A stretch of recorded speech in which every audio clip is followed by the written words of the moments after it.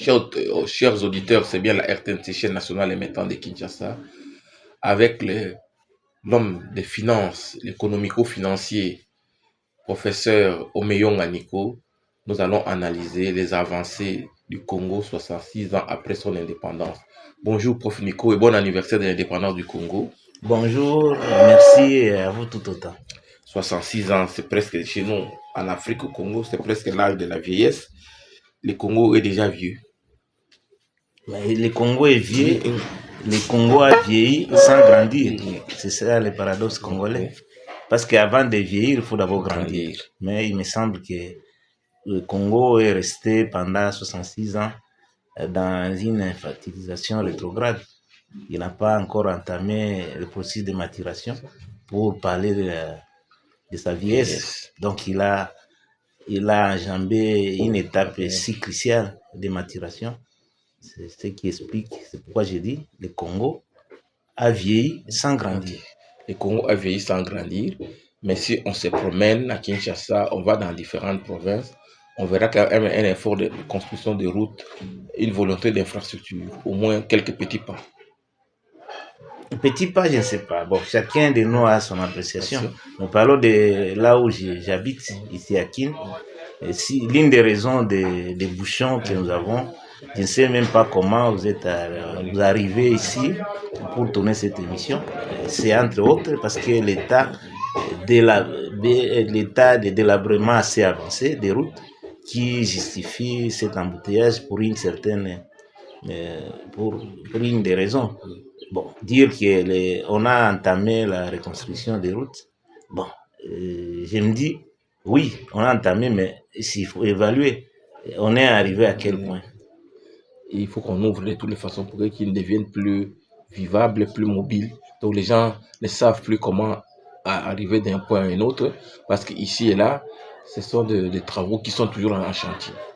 Les travaux en chantier, c'est qu'il n'y a pas une bonne planification stratégique, parce que nous ne sommes pas les seuls pays qui amorcent la construction des grands travaux, la construction d'infrastructures routières, mais il faut un planning, il faut construire sans empêcher les gens de se mouvoir.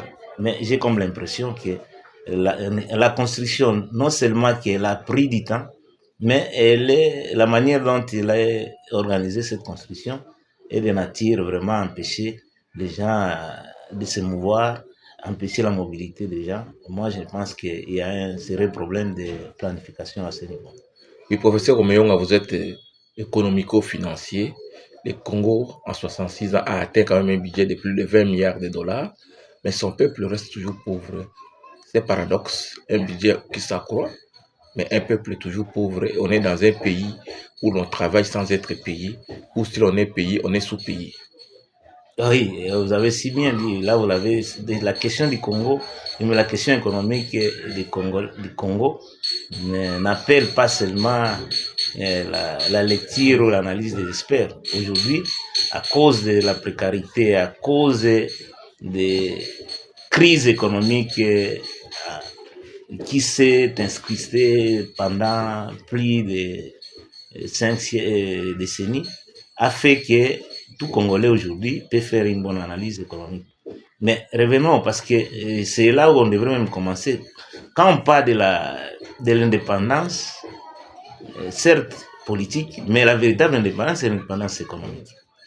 C'est vrai, même je salue ici la mémoire des pionniers de l'indépendance, les premiers d'entre eux, Lumumba, qui ont aussi bravé la colonisation et qui nous ont arraché l'indépendance politique formelle. Mais qu'est-ce que nous avons fait dans l'entretemps de cette indépendance? Et même l'indépendance politique qui a été arrachée à 60 bat encore de l'aile, parce que si nous parlons de l'indépendance, mais laissez-moi vous dire que le pays est en guerre, et non seulement qu'il est en guerre, le pays, une bonne partie du territoire national est occupée par les envahisseurs, par les agresseurs, les rebelles. Donc l'indépendance, on ne sait pas vraiment étendre cette indépendance, cette souveraineté sur l'ensemble du territoire national. Mais revenons pour les questions économiques. Non, le budget, vous dites, non, ça c'est un budget minable pour un pays continent comme le nôtre. À côté de chez nous ici, l'Angola, qui est un petit pays, et c'est moins du quart de la RDC, mais qui a des budgets de plus de 40 milliards. Mais quand vous parlez de 20 milliards, ça c'est les budgets. Vous savez, les budgets, nous avons en ressources propres des appuis budgétaires qui viennent de l'extérieur. Mais pour connaître ce que nous mobilisons réellement, aujourd'hui, il faut prendre que la pression fiscale est autour de 13%. Donc, en réalité, les budgets en ressources propres, c'est autour de 10 milliards. 10 milliards pour une population estimée à 120 millions. Je ne pense pas que ce soit quelque chose de suffisant. Donc, on n'a rien fait. On a fait les surplaces et rien n'est fait parce qu'on ne les ressent pas. Parce que si le budget, comme vous le dites, a augmenté, on devait les sentir parce que c'est le budget qui est un instrument de gestion de l'État. C'est le budget qui permet à l'État de réaliser son programme politique, son programme économique, et même les politiques économiques sont réalisées par les budgets, par les finances publiques. Or, à ce jour, rien de tel n'est fait. Mais toujours sur le plan économique. Ce n'est pas pour sublimer la colonisation que nous avons toujours réquisé, repoussé. Mais il faut dire que parmi l'héritage colonial, nous, quand nous accédons à l'indépendance, sur le plan économique, on avait 9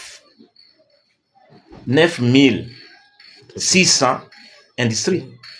Mais à ce jour, nous n'en avons que 500. Mais si le plan même est déjà à 60 là, quand nous accédons à l'indépendance, la Chine que vous avez dit là aujourd'hui, que les gens veulent aller y habiter et croient que c'est un pays développé alors qu'il n'en est pas un.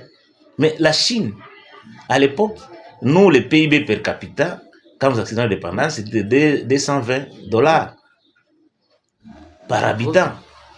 La Chine, c'est autour de 86. Un Chinois moyen n'avait que $86. Et la Corée du Sud n'avait qu'un PIB per capita de $156. Aujourd'hui, nous en avons qu'à peine $660 par, c'est-à-dire, en d'autres termes, en français facile, c'est-à-dire le revenu annuel d'un Congolais est autour de $660. C'est-à-dire les revenus journaliers est moins de $2. Alors que la Banque mondiale dispose que tout celui qui vit avec $3 par jour est pauvre. Donc nous sommes en deçà de ces de pauvreté absolue. En d'autres termes, nous sommes sous-pauvres. Nous nous battons pour être pauvres. Et pendant ce temps, la Corée du Sud qui était derrière nous. Aujourd'hui, un site coréen moyen a au moins $36,000 là. Voyez-vous que est-ce qu'on a avancé? Est-ce qu'on a régressé? Et je dis même qu'on a régressé encore plus parce que nous, on a réussi seulement à multiplier par 3 notre revenu. On était à $220 et aujourd'hui à 660. Et pendant ce temps, calculez, le site coréen de $156 aujourd'hui à $36,000. Donc, c'est pour dire que rien n'a été fait, en tout cas. Et même les pionniers de l'indépendance, là où ils se retrouvent, ils se remuent dans leur tombe et ne réalisent pas pourquoi nous n'avons pas fait le surplace, mais on est descendu plus bas que terre. Lumumba avait tort de dire que le Congolais libre doit prouver de quoi il sera capable. Donc, le Congo libre, 66 ans après, nous ne sommes pas toujours capables de performance. Non, il avait tort. Tu sais que Lumumba avait une longueur d'avance par rapport à tous les pays qui ont émergé, qui sont développés. Ils ont d'abord réussi à s'émanciper. Et pour s'émanciper, il faut vraiment reconquérir la liberté. C'est là où je déplore encore. On a connu la dictature la plus abjecte pendant 32 ans. Nous sommes battus pour la démocratie. Et cette démocratie patauge. Vous vous rappelez, il y a quelques jours ici, les leaders de l'opposition ont voulu faire un sit-in devant le palais du peuple et vous connaissez le sort. Et ils ont été réprimés et de la manière dont on ne sait pas expliquer, alors que nous estimons qu'ils ont exercé leur liberté. Leur liberté, nous sommes en démocratie. Donc c'est des voies pacifiques. Les sit-in, ce n'est pas une voie de fête, c'est une voie pacifique. Mais comment? Vous avez vu comment ils sont. Bon, donc, Lumumba n'avait pas tort. Lumumba avait raison, c'est dans la liberté. J'ai toujours dit que la liberté, c'est la seconde valeur après la vie. L'homme, même Dieu nous a créé libre. C'est dans la liberté qu'on peut s'épanouir, c'est dans la liberté qu'on peut réaliser. Voilà pourquoi nous sommes tous bâtis, et du moins nos parents se sont bâtis pour qu'il y ait l'indépendance, parce que c'est pas dans la liberté qu'on peut réaliser son destin. Donc, nous sommes toujours en train de patauger. Les Belges sont partis, les Congolais se sont succédés, mais ils se ressemblent. Donc, 65 ans d'indépendance, 64 ans d'indépendance, 66 ans, on peut dire que c'est presque la même chose. Il y a la guerre, il y a les mauvaises conditions de vie des Congolais. Et sur le plan du management politique, nous sommes en train de recopier les bêtises d'hier. Non, c'est parce que nous sommes restés depuis la colonisation à ce jour, nous sommes caractérisés par l'extraversion culturelle, économique et politique. Dans tous les domaines, vous voyez, nous croyons toujours que le meilleur, c'est l'extérieur, c'est ailleurs. Nous sommes totalement extérieurs. Même pour, même ceux qui nous dirigent, ils croient que la véritable légitimité proviendrait de Washington, de Belgique, de la Suisse, France, je sais, et la liste n'est pas exhaustive. Alors que la véritable légitimité, c'est l'intérieur. Vous voyez même par la question même de la guerre. Pendant que les forces vives de la nation se battent pour qu'il y ait l'arbre à palabre, pour résorber,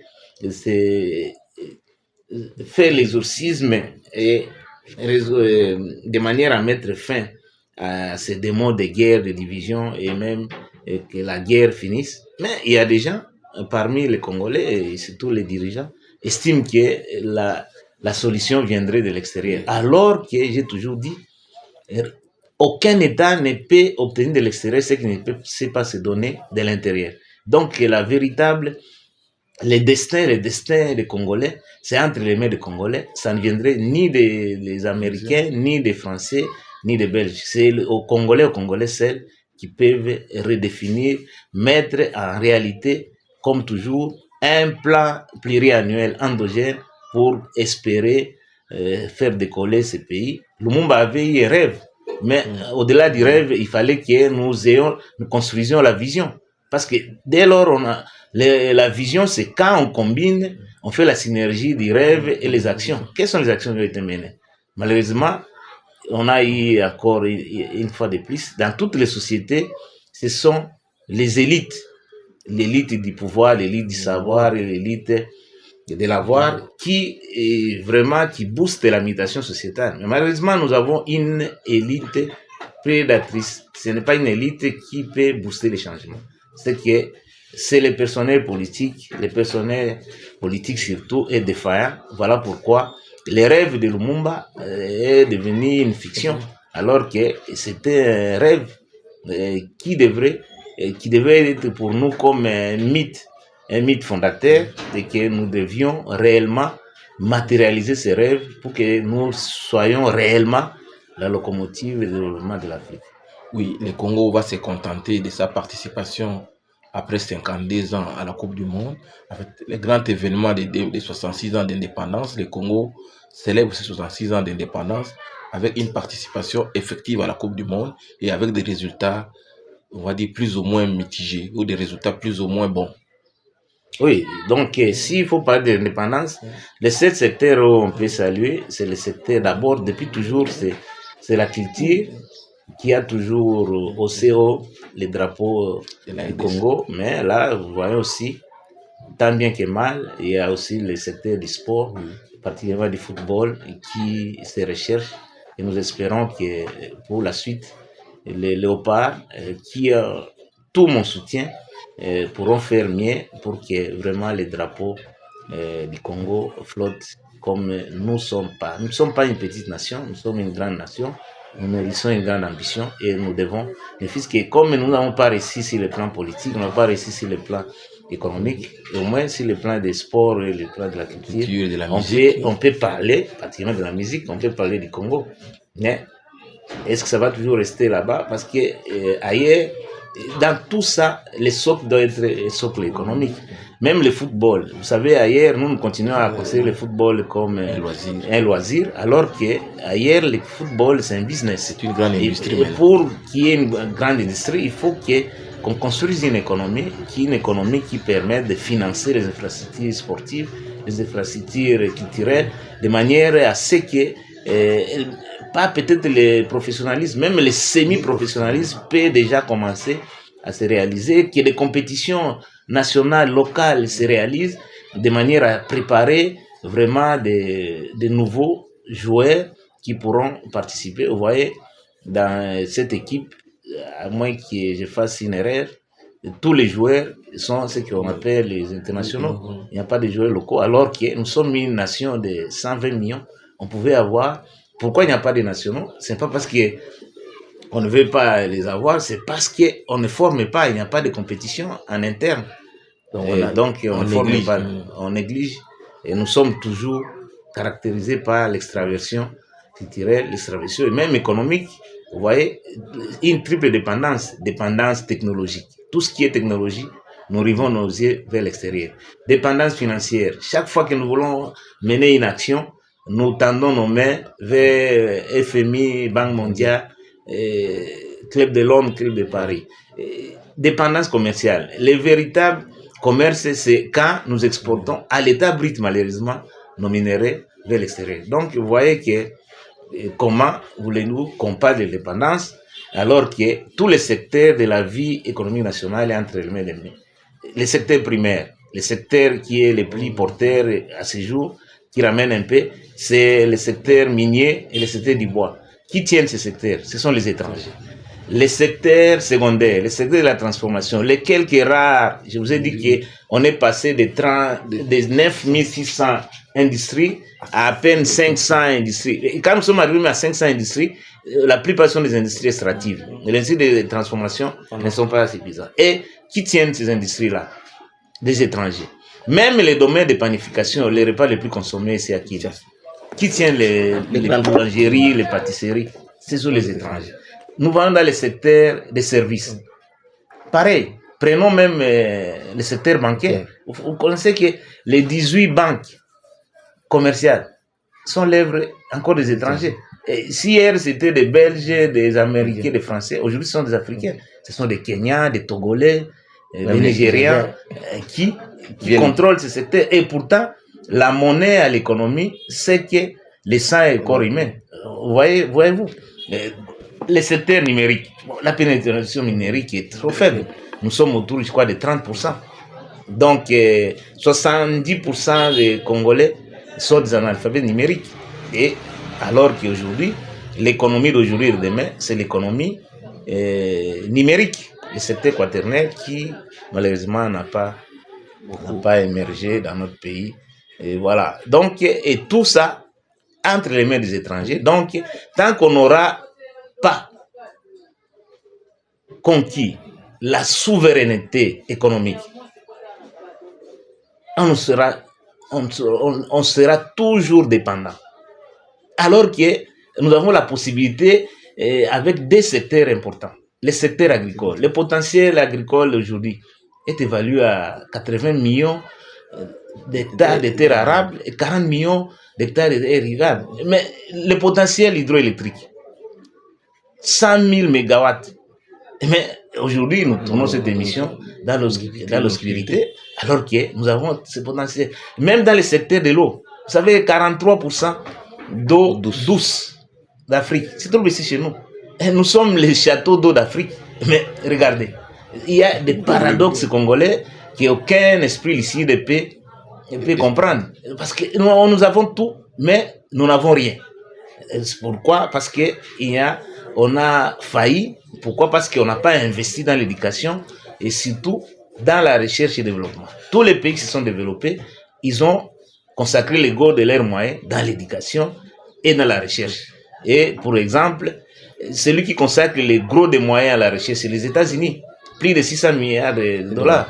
Mais c'est la première puissance économique mondiale, suivie de la Chine, 450 milliards. C'est la deuxième puissance économique mondiale. Donc, on n'a rien compris. Et dans notre pays, si on veut punir un homme politique, on l'envoie à la recherche. Donc, on n'a encore rien compris. Or, c'est la recherche qui apporte la valeur ajoutée. La puissance économique s'évalue par rapport au PIB. Et le PIB, c'est aussi la sommation de valeur ajoutée. Et pour qu'il y ait valeur ajoutée, il faut qu'il y ait de la plus-value intellectuelle. Donc, il faut investir dans les Congolais, investir dans les compatriotes. Et le meilleur investissement, c'est l'investissement dans l'éducation. Nous devons avoir un capital humain performant Et même chez nous, au Maniema, on dit la richesse, c'est l'expression chiffrée de l'intelligence. Donc, on a besoin, on a sublimé longtemps l'ignorance. Je crois l'heure est venue de mettre en exergue l'intelligence et l'expertise. Ainsi, le pays pourra décoller et l'indépendance pourra devenir une réalité. Sinon, nous risquons toujours à parler de l'indépendance de bout des lèvres et de reculer. Et de reculer au lieu de faire les sur place, mais nous régressons. Oui, la part de la population, sa conscientisation, un peuple suiviste, nous sommes emballés par, comme vous aimez prier, par les hommes de Dieu, les hommes qui se disent des dieux. Ils ne disent pas que c'est Dieu qui leur a dit d'appuyer l'un ou l'autre, mais chacun avec ses analyses veut mettre le pays en péril et brûler le pays au nom d'un intérêt quelconque. En fait, est-ce que l'Église est à sa place au Congo en ces 66e année d'anniversaire? On a vu les tiraillements. Non, on a eu les tiraillements quand même. L'Église, il ne faut pas mettre tout dans tous les lots. Je crois qu'il y a ce qu'on a appelé les lépreux. Bon, ce n'est pas, tout le monde n'est pas lépreux. S'il y a un cas de lépreux, c'est qu'il y a des cas des hommes de Dieu normaux. Et ne l'oublions pas, n'occultons pas. Je sais que si nous parlons de l'indépendance, il y a aussi l'Église catholique qui est investie. Rappelez-vous le manifeste de la conscience africaine. C'est l'œuvre de l'abbé Malula, qui est devenu par la suite cardinal. Donc l'Église catholique joue quand même son rôle.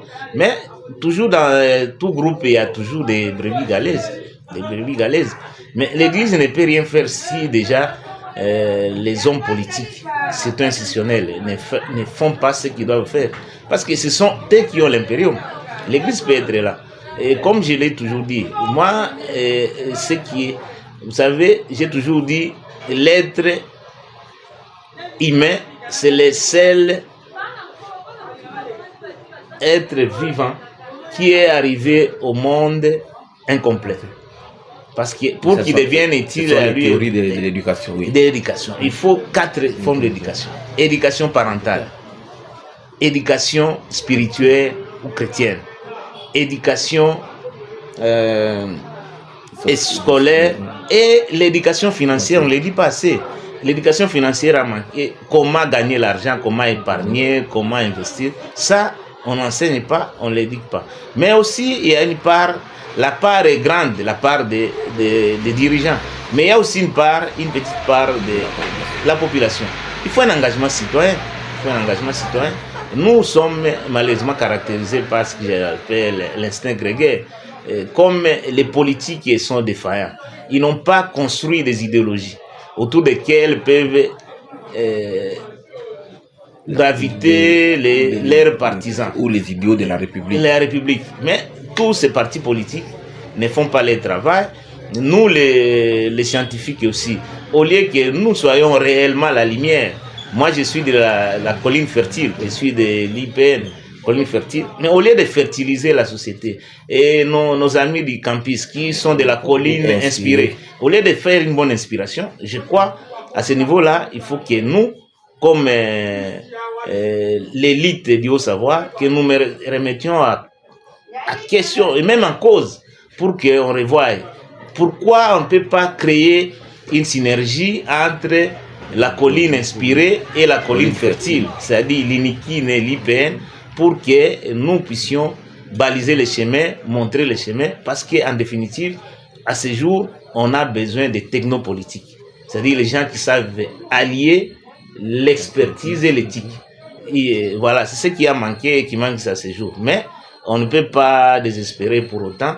Moi, je crois que l'avenir du Congo est glorieux. Voilà pourquoi je consacre les gros de mon temps pour former la jeunesse. Former la jeunesse pour que nous ayons une nouvelle élite, une élite consciencieuse, travailler, active, formée, éduquée. Parce que je considère qu'une jeunesse éduquée, consciencieuse, active, est la force d'aujourd'hui et la puissance de demain. Et nous croyons, parce que comme Pareto, je crois à la circulation de l'élite. Il faut qu'il y ait circulation de l'élite et renouvellement de la classe politique dirigeante. Ainsi, tout pourra aller pour les mieux. Sinon, nous risquons de toujours célébrer des anniversaires l'un après l'autre et continuer à faire les surplaces. Oui, professeur, c'est vrai qu'on va parler de l'élite, on va parler de la jeunesse qu'il faut former. Le Congo doit vraiment accéder à son indépendance, mais ça sert l'indépendance spirituelle pour que nous ne soyons pas esclaves des églises. Parce que ces églises-là n'ont pas réussi à éclairer nos consciences. Cette élite est formée par les églises, par les écoles, mais à la fin, c'est la dispute, c'est la médiocrité. Le Congo doit vraiment accéder à son indépendance spirituelle. Après l'indépendance, nous devons atteindre les sommets de l'élite spirituelle. Je vais bien, mais je ne vais pas faire un procès contre l'Église. Moi, je pense que ce n'est pas les églises, nous ne sommes pas... D'abord, l'État est laïque. Il n'y a pas une église ou une religion de l'État. La responsabilité entière est à l'État. À l'État d'abord. Je sais qu'il y a une part de responsabilité de l'Église, mais c'est à l'État qui organise tout. La société est organisée par qui? Pas l'État. C'est vrai que les hommes de Dieu aujourd'hui, et peut-être qu'ils ne comprennent pas ce qu'ils doivent faire et ils ne savent pas leur rôle dans la société. Maintenant, les hommes politiques, les hommes des médias, les professeurs d'université, tous, comme c'est pas une sorte d'envoûtement collectif, d'ensauvagement collectif, qui fait que les gens ne savent pas, ne sont pas à leur place et ne savent pas quoi faire. Je veux bien qu'on aille à la conquête de la spiritualité ou de l'indépendance spirituelle. Je veux bien. Mais pour en arriver là, il faut d'abord l'indépendance culturelle. Pourquoi la religion vient? La religion vient après. Mais dès lors que nous-mêmes, je ne sais pas si c'est anthropologique ou culturel, nous sommes fondamentalement extravertis. Et nous croyons toujours que les meilleurs toujours ce qui vient de l'extérieur. Et il faut commencer à travailler. Et il faut qu'il y ait une synergie. Il faut que les églises fassent leur travail. Il faut que les médias aussi. Heureusement, je vous salue et je continue à vous féliciter parce que vous êtes des médias publics, mais vous donnez la parole à tous les courants parce que c'est la dialectique. On n'a pas besoin de la pensée unique. C'est dans la dialectique. Et dans la dialectique constructive que l'État peut se construire, que la nation peut avancer. Mais quand nous voulons encore restaurer la pensée unique, rien ne pourra avancer. Or, la volonté politique, c'est la volonté souveraine. Parce que c'est elle qui commande toutes les autres volontés. Et même la spiritualité, et même les églises qui organisent. Aucune église ne fonctionne ici sans qu'il ait l'autorisation de l'État. C'est pourquoi moi, je m'en tiens souvent, et surtout à l'État. Parce que c'est l'État qui organise, c'est l'État qui peut dire que non, cette église-là ne fait pas le travail qu'il faut faire. Mais pas être là pour aussi gêner les églises qui ne partagent pas la conviction, la vision, la pensée des dirigeants. Non, ce n'est pas de ça. Je dis que l'État doit être impartial et qu'il ne doit pas être apprivoisé par les animateurs qui sont circonstanciels, parce qu'ils vont passer. Mais l'État reste un et le restant est éternel. Alors que les hommes, les animateurs vont passer. Les hommes passent, les institutions restent. Moi, je parle de cet État qui doit être vraiment un État de droit pour bien réglementer les choses de manière à ce que l'indépendance ne se limite pas à une indépendance déclamatoire. Nous avons besoin d'une indépendance factuelle, vécue. Alors, merci professeur Diko Meyonga parce qu'on parle de l'indépendance. Nous allons encore être là au 67e anniversaire, 68e. Il ne faut pas que ce soit presque la même chose. On regrette, on parle. Alors que, en fait, il fallait vraiment poser un plan pour dire dans 4, 5, 6 ans, voilà comment le Congo va être, voilà ce que nous voulons pour que nous ayons maintenant à juger par rapport à ce que nous sommes en train de faire. On va aux élections, on revient et on reprend comme si on n'avait même pas élu. Alors, pour terminer, prof, 66 ans d'anniversaire du Congo, 67 ans, 68 ans. Quel doit être les grands projets du Congo pour les années à venir? Plan pluriannuel. Je ne parle pas de 5 ans, de 10 ans. Ça doit être un plan de 10 ans, de 20 ans, de 30 ans. Mais ce plan-là doit être l'œuvre des Congolais, pour les Congolais et par les Congolais. Mais il faut commencer quelque part. Il faut commencer, c'est ça notre cri d'alarme. Nous interpellons l'élite du pouvoir, l'élite du savoir, l'élite de l'avoir. Que nous retrouvions autour d'une table comme l'arbre à palabre pour définir ces choses.